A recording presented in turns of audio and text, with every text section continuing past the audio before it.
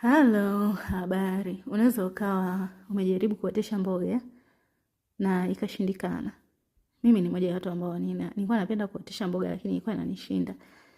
Aidha ilikuwa ni wadudu wengi sana, mpaka nakata tamaa au ninajaribu kuotesha inanyauka, yani haikui ikapendeza. Lakini bustani yangu hii hapa, hii ni mara yangu ya kwanza kujaribu kuotesha mboga na nimefanikiwa. Tena nimefanikiwa kwa kiasi kikubwa sana na sikukuwa natarajia kama ningeweza kufanikiwa kwa kiasi hiki.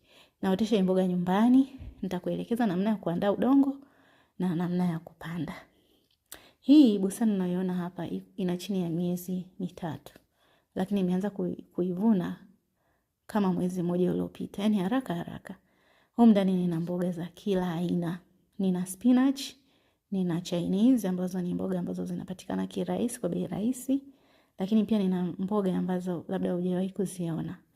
Nina beetroots ambazo sokoni zinaweza kupatikana lakini zinauzwa bei kubwa sana.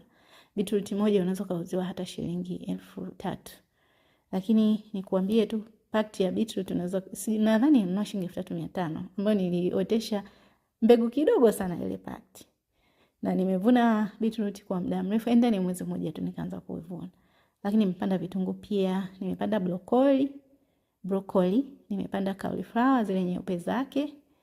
Broccoli zenyewe zimeshaanza kuzaa. Nilifurahi sana kuona zimeshaanza kutoa maua kwa sababu broccoli inaliwa maua yake.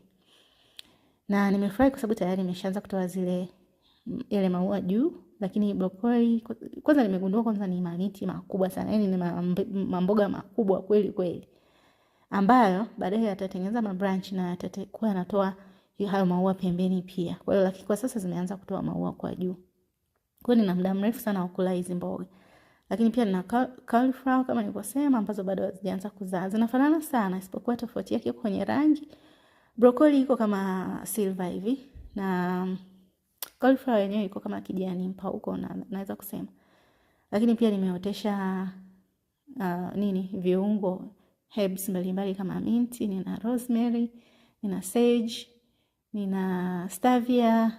Kwa wale ambao stevia inatoa sukari kiasi kwamba inakuwa mbadala kama sukari, na unaweza kutumia kwenye chai na kadhalika. Lakini pia ukitazama utaona nimepanda pia maua. Haya ni maua special ambayo yanafukuza wadudu.